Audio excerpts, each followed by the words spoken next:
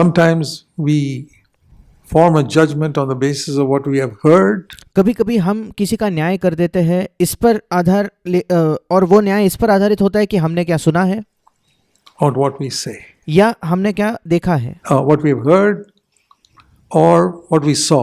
जो हमने देखा या जो हमने सुना उसके आधार पर हम न्याय कर बैठते हैं। Turn with me to Isaiah chapter 11. मेरे साथ निकले यशायाह की पुस्तक उसका 11वां अध्याय। Isaiah chapter 11. यशायाह की पुस्तक उसकी 11वां अध्याय।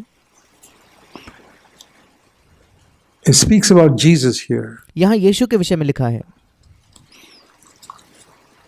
How the sevenfold Holy Spirit would be upon him. कैसे 7 पहलू वाला पवित्र आत्मा यीशु पर होगा। Isaiah 11, a shoot will spring from the stem of Jesse. That Jesse is the father of David, and it's referring to Jesus here. यशायाह 11 का पहला वचन कहता है, तब यशायाह के ठूंठ में से एक डाली फूट निकलेगी। यशायाह ये दाऊद का पिता था और यहाँ यीशु के विषय में ये वचन कहता है, A branch from the roots will bear fruit. और उसकी जड़ में से एक शाखा निकलकर फलवंत होगी। Referring to Christ. ये मसीह के विषय में है। And the Spirit of Jehovah will rest upon him. और यहोवा का आत्मा उस पर ठहरा रहेगा। The Spirit of wisdom, understanding, counsel, strength, knowledge of the Lord, the sevenfold Holy Spirit. बुद्धि और समझ का आत्मा, युक्ति और पराक्रम का आत्मा और ज्ञान और यहोवा के भय का आत्मा, 7 पहलू वाला पवित्र आत्मा। And listen to this. और अब इसे ध्यान से सुने। He will delight when the Holy Spirit fills a person. जब पवित्र आत्मा किसी व्यक्ति को भर देता है, The one primary result is, उसका एक प्राथमिक चिन्ह ये होता है, verse 3, he delights in reverence for God. तीसरा वचन, उसको यहोवा का भय सुगंध सा भाएगा। That's the primary mark of a person filled with the Holy Spirit. It's not speaking in tongues. ये प्राथमिक चिन्ह है एक व्यक्ति का जो पवित्र आत्मा से भर चुका है, और वो प्राथमिक चिन्ह ये नहीं है कि कोई व्यक्ति अन्य भाषा में बात करेगा। It is delighting in reverence for God. परमेश्वर के लिए भय या उसके आदर में एक आनंद लेना, वो हमें सुगंध की तरह वो आनंदित करता हो। If you want to know whether you're filled with the Holy Spirit, अगर आप जानना चाहते हो कि आपका पवित्र आत्मा से बपतिस्मा, आप पवित्र आत्मा से भरे हो या नहीं, ask yourself whether you delight in being reverent about the things of God. अपने आप से प्रश्न कीजिए कि परमेश्वर के विषय में जो चीजें हैं वो आपको आनंदित करते हैं क्या? परमेश्वर का जो आदर है, क्या आप अपना आनंद उसमें पाते हो क्या? Do you have a reverence, a tremendous respect and reverence for the things of God, क्या परमेश्वर के चीजों के लिए आपके मन में गहरा आदर, एक भय है क्या? for His word, for His उसके वचन के लिए, commands, उसकी आज्ञाओं के लिए। and और coupled with that, उसी के साथ साथ listen to this. इसे ध्यान से सुने, One mark of that fear of the Lord is परमेश्वर के भय का एक और चिन्ह ये है what is mentioned in the next sentence. जो अगले वाक्य में लिखा है, तीसरे वचन के, He will not judge by what his eyes see. वो मुंह देखा न्याय न करेगा। He will not make a decision by what his ears hear. न अपने कानों के सुनने के अनुसार निर्णय करेगा। That is one way by which he proves the fear of the Lord. ये एक तरीका है जिससे वो परमेश्वर के भय को साबित करता है या ये प्रमाण देता है कि उसके अंदर प्रभु का भय है। It's connected. ये दोनों जुड़े हुए हैं। He will delight in the fear of the Lord, comma. उसको यहोवा का भय सुगंध सा भाएगा, और उसके आगे या कॉमा है इंग्लिश में, It's the same sentence. वही वाक्य है। He will delight in the fear of the Lord, which वो परमेश्वर के भय को सुगंध सा उसे भाएगा या उसमें आनंद लेगा, results in और उसका परिणाम क्या होगा? his never judging by what his eyes see. उसकी आंखें क्या देखती है उसके अनुसार वो न्याय नहीं करेगा। Never making a decision or forming an opinion by what he heard. और वो अपने कानों के सुनने के अनुसार कोई निर्णय नहीं लेगा। My brothers and sisters, you and I have all been guilty of this. भाई और बहनों, आप और मैं इस मामले में हम सब ने गलती की है। I know I've had to judge myself through the years. मैं जानता हूं, मुझे अपने आप का कई वर्षों में इस विषय में न्याय करना पड़ा Say, है। Lord, How many times I hear something about somebody and I say, yeah, that's like that. और कितने बार मैं प्रभु से कहता हूँ, कितने बार प्रभु मैंने किसी के विषय में कुछ सुना है और तुरंत मैंने न्याय किया है, हाँ ये ऐसा है। Or I see something and I assume the worst या मैं कुछ देखता हूँ और फिर मैं अपने मन में सबसे बुरी धारणा बना लेता हूँ। instead of assuming the best. सबसे बेहतर चीज की धारणा बनाने से या सबसे बेहतर चीज के विषय में सोचने के बजाय मैं सबसे बुरी चीज सोचता हूँ। Have you noticed that about yourself? क्या आपने अपने आप के विषय में इस बात को देखा है क्या? You are blessed if you got light on that. आप धन्य हो अगर आपको अपने विषय में ये ज्योति प्राप्त हुई है। तो We need to ask God to give us light on how quickly we form opinions and decisions by something we saw or we thought we saw it. हमें परमेश्वर से पूछना है कि परमेश्वर हमें ज्योति दे, कितने शीघ्र तौर पर, कितने जल्दी हम एक राय बना लेते हैं, एक मत बना लेते हैं या एक धारणा बना लेते हैं जो चीज़ हम देखते हैं, या कभी कभी ऐसी चीज़ें जो हमें लगती हैं हमने देखी है, Or something we heard and we didn't hear it clearly. या हमने कुछ सुना पर हमने साफ तौर पर वो नहीं सुना था, Or we didn't hear the whole story. या हमने पूरी कहानी नहीं सुनी थी। We heard a little bit of the story and we formed an opinion. हमने उस कहानी का थोड़ा सा हिस्सा सुना और तुरंत हमने एक राय बना ली। There could be another side to it. उसकी शायद एक और पहलू हो सकता है।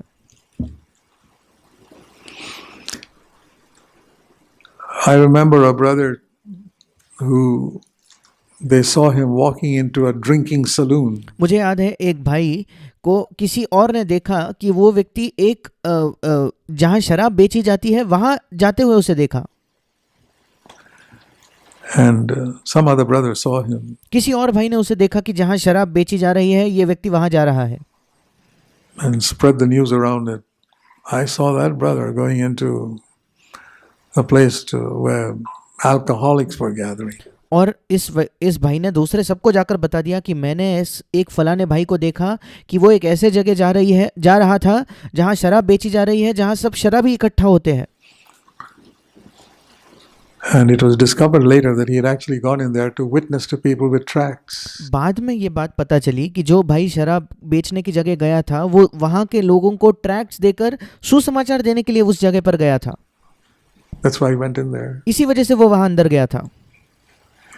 Can you imagine what that brother will feel when in the day of judgment it's exposed that this man whom he judged had actually gone there to witness about Christ to somebody? अब क्या आप सोच कर देख सकते हो, जिस व्यक्ति ने ये बात फैलाई कि ये व्यक्ति शराब की जगह गया था, इस व्यक्ति को न्याय के दिन क्या महसूस होगा जब उसे न्याय के दिन ये पता चलेगा कि ये भाई जो उस जगह गया था ये तो सुसमाचार प्रचार करने गया था।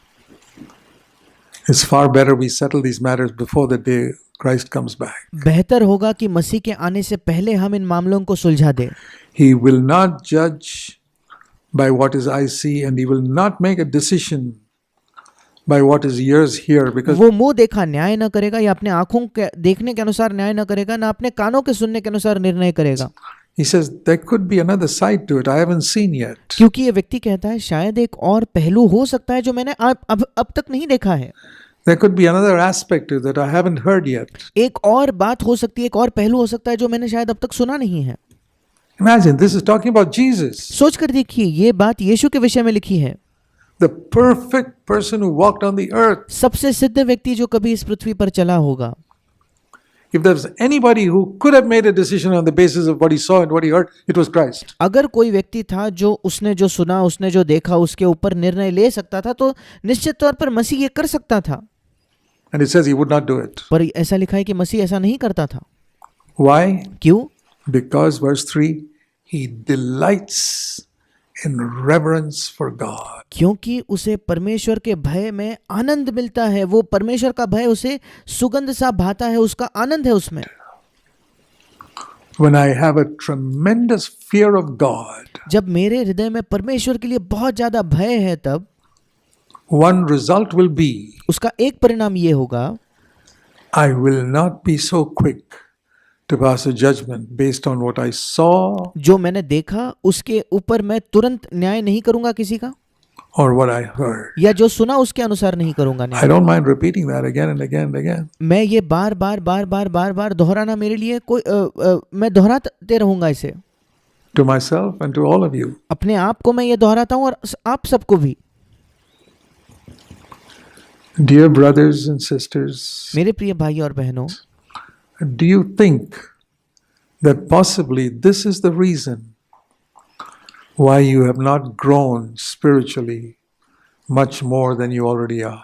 क्या आप सोचते हो कि शायद यही कारण होगा क्यों आज तक आपने ज़्यादा आत्मिक उन्नति नहीं की है और आप जिस स्तर पे हो आप उसी स्तर पर आज हो? Have.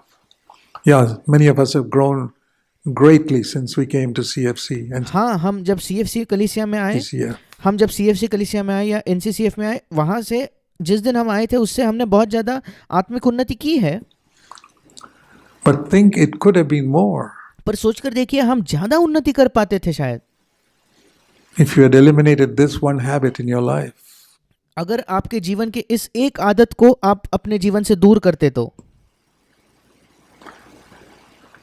Will we try and eliminate it at least from today onwards? कम से कम आज से हम इस आदत को अपने आप से दूर करने की कोशिश करेंगे क्या? It has definitely hindered spiritual growth in everyone who इसने has practiced it. इसने निश्चित तौर पर आत्मिक उन्नति को रोक कर रखा है जिस भी व्यक्ति ने ये आदत अब तक नहीं छोड़ी है। I don't doubt it at all. मुझे इस बात में कोई शक नहीं। Anyone who's been judging others by what they see, what they hear, and passing opinions and even forming opinions in one's mind. कोई भी व्यक्ति जो दूसरों का न्याय करता है कुछ देखकर या कुछ सुनकर और तुरंत अपनी राय बना लेता है, अपनी राय के उनके विषय में अपनी राय किसी और को कहता है, या वो शायद कहता नहीं पर अपने मन में किसी के बारे में एक राय बना लेता है, तो which we gain nothing out of. और उससे हमें क्या कोई फायदा नहीं होता। It definitely puts a brake on spiritual progress. निश्चित तौर पर हमारे आत्मिक उन्नति पर एक ब्रेक लग जाता है। But it says here, instead, he would not take a decision by but the righteousness, he will judge the poor. पर यहाँ लिखा है कि वो उस पर न्याय नहीं करेगा अपने आंखों के अनुसार, कानों के अनुसार, परंतु वो कंगालों का न्याय धर्म से या धार्मिकता से करेगा। Mercy is one of the great needs that we have दया ये एक सर्वश्रेष्ठ जरूरत है हम सबकी in NCCF and in NCCF all में। CFC churches. NCCF और सारे CFC कलीसियाओं में। I've been emphasizing that. The beginning of this year when I was sharing God's word, मैं इस पर जोर दे रहा हूँ बार बार, विशेषकर इस वर्ष के शुरुआत में जब मैं परमेश्वर के वचन से बांट रहा था in Bangalore, बेंगलोर में, and I quoted that verse that was behind us on the wall above the pulpit. और मैंने वो वचन बताया जो बेंगलोर में हमारे पुलपिट के ऊपर पीछे दीवार पर है। Be merciful to others just as God has been merciful to you. दूसरों पर दया करे जैसे परमेश्वर ने आप पर दया की है। And I said, brothers and sisters, I believe the Lord has laid on my heart this burden. और मैंने उनसे कहा, भाई और बहनों, मैं विश्वास करता हूँ कि परमेश्वर ने मेरे हृदय में ये बोझ डाला है That this should be our motto for this year 2024. कि 2024 के लिए ये हमारा लक्ष्य होना चाहिए, That we should try to live this year by that verse. कि हमें ये वर्ष इस वचन के अनुसार जीना है। Be merciful to everyone, हर एक व्यक्ति पर दया करते हुए, दयावंत बनकर, just as God has been merciful to you. बिल्कुल जैसे परमेश्वर आपके प्रति उसने दया दिखाई है। In other words, think of the number of ways in which God has been merciful to you. दूसरे शब्दों में सोचिए कितने अलग अलग तरीकों से परमेश्वर ने आप पर दया दिखाई है। All the stupid things you and I have done. सारी मूर्ख चीजें जो आपने और मैंने की है। And not only has He forgiven us, ना केवल परमेश्वर ने हमें क्षमा किया है, He has not even let other people know about it. परमेश्वर ने दूसरे लोगों को ये पता भी नहीं चलने दिया कि हमने क्या किया था। Can you think of the stupid things you did क्या आप सोच सकते हो कैसी मूर्खतापूर्ण बातें आपने की है अपने जीवन में, that other people have never discovered? या जो दूसरे लोगों को कभी आज तक पता नहीं चली है? You'd be ashamed if they discovered it. आपको शर्म आएगी अगर दूसरे लोगों को पता चलेगा आपने क्या किया है तो। Think of the foolish and stupid things you did in your unconverted days. सोच कर देखिए नया जन्म पाने से पहले आपने कैसी मूर्खतापूर्ण चीजें की है। Think of it right now. अभी उसके विषय में सोच कर देखिए, And God has hidden it. और परमेश्वर ने वो छिपा दिया है। He's not revealed to people in this church. इस कलीसिया के लोगों पर परमेश्वर ने आकर प्रकट नहीं किया आपने क्या क्या किया था। The foolish, stupid things that you and I did in our unconverted days. जो नादान या मूर्खतापूर्ण चीजें, बेवकूफी की चीजें जो हमने अपने नए जन्म से पहले की थी। And He will not. और परमेश्वर आज भी वो किसी पर प्रकट नहीं करेगा। He's buried them for all eternity. परमेश्वर ने अनंत काल के लिए उन चीजों को गाड़ दिया है। Let's learn from that. आइए हम उससे सीखें।